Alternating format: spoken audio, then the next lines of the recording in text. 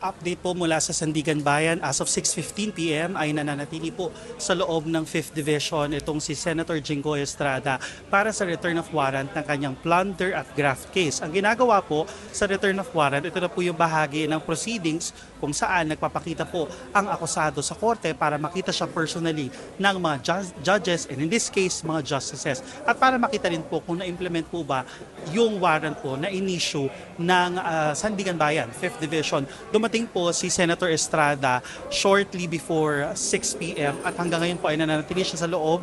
Kasama niya po yung kanyang mga kapamilya. Sa ngayon po, ang susunod na tanong, pagkatapos po dito sa Sandigan Bayan, nagpakita niya ano na pong mangyayari.